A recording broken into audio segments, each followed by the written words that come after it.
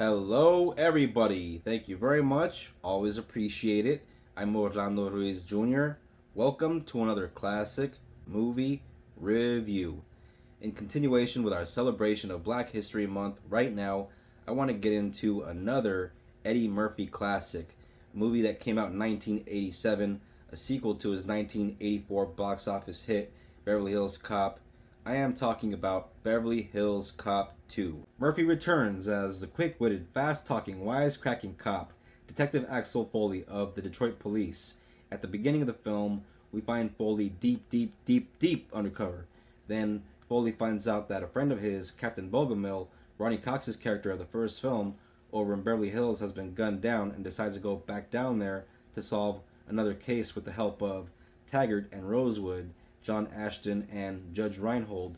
And once all three guys are back together again, the magic is back, the comedy is back, and the action is even more hyped up with the direction of the great Tony Scott. Like the 1984 original, this sequel was produced by Don Simpson and Jerry Bruckheimer, who specialized in big budget summer blockbuster popcorn flicks like Crimson Tide and Days of Thunder and The Rock and Bad Boys.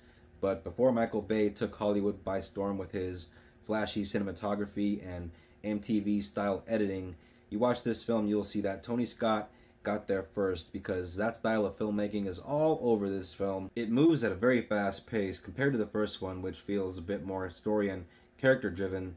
This sequel feels a bit more action driven. When it comes to the action, there is more of it.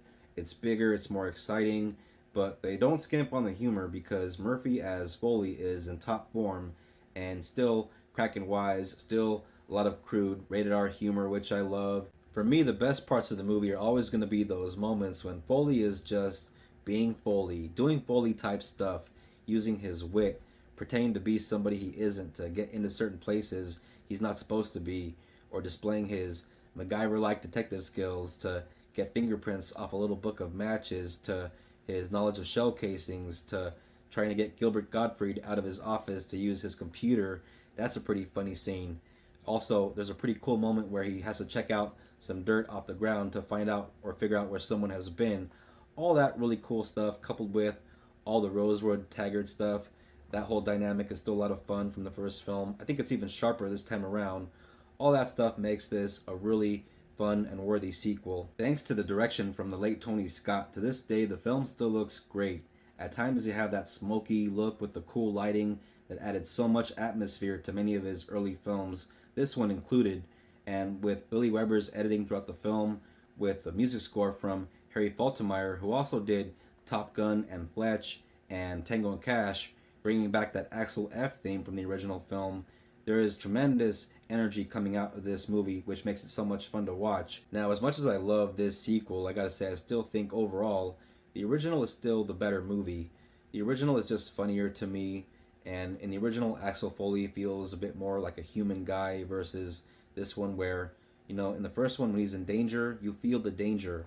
In this one, you just know he's gonna be alright, and this one kind of suffers from sequel-itis in a way where, sometimes it feels a bit like rinse and repeat, like deja vu. Certain things feel just like a bit formulaic compared to the first one where, it was a bit more nuanced. So, yeah, I do really enjoy this movie. Again, it's still a lot of fun. The action's great, the comedy is still funny, but in the villain department, it also suffers in comparison because Steven Berkoff was just a better villain in the first one as the character of Victor Maitland.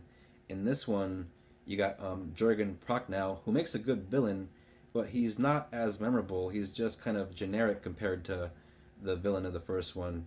And I enjoy Jürgen Prochnow. He's great in Das Boot. He's great in the Mouth of Madness. Unfortunately for him, his character Maxwell Dent feels a tad underwritten, and as a result of that, he's kind of outshined by his own henchman in the film, played by Brigitte Nielsen as Carla, who honestly I think makes for a better villain in this movie than Maxwell Dent. And yeah, you also have Dean Stockwell in this in a small part. And for those of you that might remember, he was old Al Calavici in Quantum Leap, a great little sci-fi show which ran from 1989 to 1993. I understand they did a remake of that recently. And for those of you that really go way back, You might remember him as the child star of 1948's The Boy with Green Hair. Really quick, I want to go back to Brigitte Nielsen for a moment because at the time of this movie's release, she was married to Sylvester Stallone, who was the original choice to play Axel when they were making the first Beverly Hills Cop. I guess he wanted to make it a straight up action movie, and when the producers and the director weren't having that, I guess they parted ways, and Stallone took all those ideas and put them in his 1986 film Cobra. So Cobra is basically what he would have done had he played Axel back in '84. And funny enough, Brigitte Nielsen played his leading lady in that. Then she's in this movie, and you got Eddie Murphy in a scene as Axel, where he goes into Judge Reinhold's place, Rosewood's place, and there's a Cobra poster on the wall. So there's a cool little acknowledgement there from Axel just looking at Stallone for a second, which is a cool little inside joke, and for movie fans I think is a lot of fun. The movie is definitely one of those films that I revisit every now and then just to get a smile on my face and have a few laughs and enjoy some good action. It is a really fun time and a worthy sequel, and also look out for a young Chris Rock there in a small part before he showed up in New Jack City and before his SNL days. But yeah, I give this movie 3 stars. It's a great time. Beverly Hills Cop 2 from 1987. Thank you all very much for watching this classic movie review. I always appreciate it. If you're into the classics, if you're into movies, if you're into this kind of thing, if you're new to the channel, subscribe. Hit the bell for notifications for more reviews coming from me very soon.